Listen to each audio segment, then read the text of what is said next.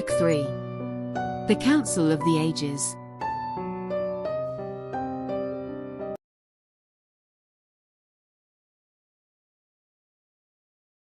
Chapter 7, Part 2.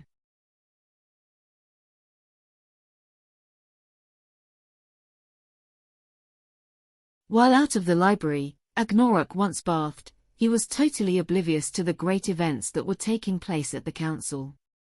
He spent the dead hours lying in a small garden next to his rooms. While his uniform dried in the sun, he wore the sheet of his bed as an improvised tunic.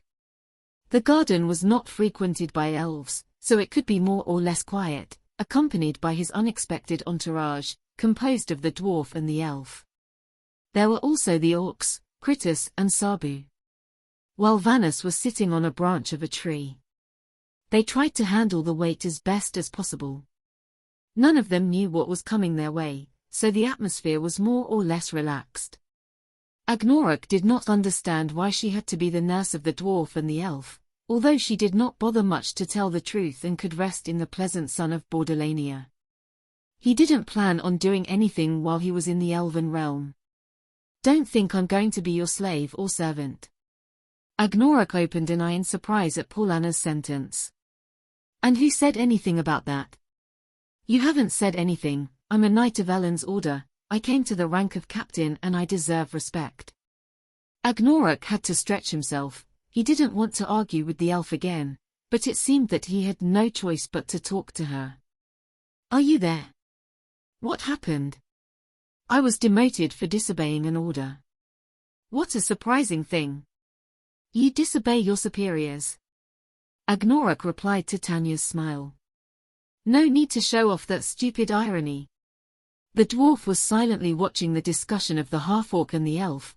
They seemed like a deranged marriage, but Paulana was not very happy with the situation. The dwarf did not give much for her. As soon as they left Bordalania she would abandon the mercenaries. "You could take care of your tongue, next time it may not be there to save your life." Agnoruk reproached him. "Save my life? You're a shabby mercenary." Paulana was beside herself and was advancing towards Agnoruk with an unfriendly face. The half-orc was annoyed. He still had his eyes closed, but he knew that now he would have to stand up to defend himself from the elf's reproaches. A new fight was looming, but nothing happened. Paulana turned pale, mute, and bowed her head like a frightened fawn. Tanya was also surprised and sat up. Kritus raised his eyebrow. Vanus jumped down from the branch and stood next to Tanya. The orcs also raised their heads. Even Sabu had turned his head and growled slightly. Someone had entered. Surely it would be the prince of the elves with some new. "What's going on, Paulana? You've seen the ghost of the Count of Carrion." He opened his eyes since the scent he smelled was not that of the prince of the elves, it was someone else. "Golden Lady, it is an honor to receive your presence," said the elf with total submission to the visitor. The Golden Lady. But that was impossible, if he never left Bursary. Agnoruk sat up. Everyone knew his fame. Shannari's greatest warrior, not even the Amazons could compare to her. And sure enough, there she was, with her sweet gaze watching the peculiar group while still smiling on her face. The half-orc lowered his head. He was a little embarrassed. He was in the presence of a legend and he was spouting stupid things. "Oh, excuse me. I didn't want to bother you." The soft voice of the Golden Lady seemed unreal. She was indeed a great elf. "It's not a nuisance, it's an honor," Paulana commented. "Please don't be embarrassed, I just wanted to meet the half-orc." "To the half-orc?" Paulana shouted. Tanya looked at Kritus, who shrugged. The orcs kept staring at the Golden Lady. Only Sabu cracked a half-smile. But Agnoruk was the most surprised, why the Golden Lady was interested in him. Besides, the lady had not been at the dinner. The elf advanced decisively until she reached her height. Agnoruk sat up. Now that he was by his side, the half-orc was even more impressed. She was taller than him. But the lady still had a smile on her lips. "You are the famous Agnoruk, who killed the king of the vampires." Paulana could not get over her amazement. The king of the vampires. That was a long time ago and I was very lucky. Agnoruk, seeing Paulana's face, wanted to play down the matter, and he also didn't like to remember it, that death had caused the misfortune of his father and his friends. Even so, it was a great feat. He was very elusive and powerful. He had all of Olbiana under control. How? Agnoruk didn't understand anything. I faced him on occasion and I could never defeat him definitively. However, you made it. Did you face the king of vampires? The Golden Lady serves all of Shanaris, not just the elves of Bursary. Any threat to Shanaris is a threat to the Golden Lady. Agnoruk was a little disoriented. He did not expect this visit and did not know what to do or say. Thank you. The Golden Lady bowed her head. But it was even more impressive when you killed a Soul Eater and then all of you defeated the wizard Fedorus Magnus.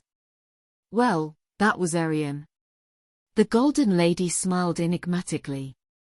It wasn't just she who wounded the Soul Eater. I congratulate you for this, and you were also one of the few who ventured into the cursed city and survived. If you will allow me, I want you to answer a question about that adventure. Agnoruk nodded his head in the affirmation. He was impressed and the Golden Lady knew everything about them. The elf walked away from Agnoruk and showed the group a formidable dagger. The blade must have been made of an extraordinary material given by the sharpness of the edge as well as by its incredible brilliance, which had something familiar to Agnoruk. I present to you the dagger of Arbarmara, the most important weapon of the Golden Ladies. It's extraordinary! Paulana exclaimed. It is made with the remains of a Soul Eater. When Aruabiel defeated him in the First Era, the Devourer left this material with which the gods forged this dagger that was given to Aruabiel herself. Since then it is carried by every Golden Lady. This weapon is the one with which Dercibal defeated another Soul Eater at the end of the Era of Heroes. So, when Arian defeated the Soul Eater, you didn't find anything unusual in the place. Agnoruk shrugged. The truth is that they had ended up so exhausted that they did not look for any material, other than that they were unaware that Soul Eaters dropped such valuable materials when they were destroyed. We didn't see anything strange. What a disappointment! Surely those greedy magicians have it in their possession and thus be able to use it during their strange experiments. But of course, what could you know? Paulana could not get over her amazement. Her admired Golden Lady paid homage to the half-orc. She could not believe it. When the warrior put the dagger away, Agnoruk thought he had to tell Kush about the dagger and the Soul Eater. The Golden Lady walked to the door and still smiling said goodbye to them before leaving. I wish you a good evening. I hope we can fight together one day, Agnoruk. It will be an honor for me. And he left the same sudden way he came. Maybe it was an apparition. Paulana couldn't get over her amazement. Tanya was already beginning to be used to extraordinary events happening in the company of mercenaries that she accepted in a more natural way what had just happened. Now she knew the reason for the fame of this particular group. I just saw the Golden Lady surrender to you. Paulana exclaimed. Agnoruk sat down on the ground again, to lie down on the trunk of the tree. While the rest went back to their chores, Paulana continued to be impressed. She wanted to know more about Agnoruk. I can't believe it. You admired Biaslanat. Paulana was totally amazed. And what do I know?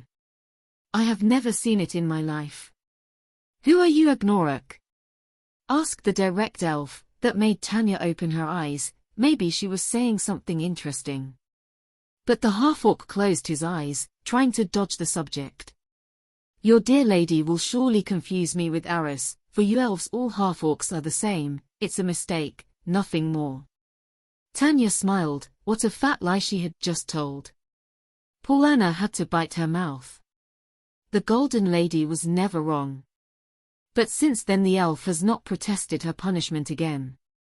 If the Golden Lady admired Agnoruk and the mercenaries, it meant that she was in the company of extraordinary warriors. Surely a more interesting destiny would await her than serving Prince Enrich in all his whims. After all, that was 40 years for an elf. He sat down next to the deformed dwarf again. Silently they exchanged glances. Tanya knew something too but couldn't speak. That confirmed the elf's suspicions that Agnoruk was not what he appeared. But he would have to be patient to find out who he really was. A relative peace was established in the garden. The group stood there waiting for Arian and the rest to return.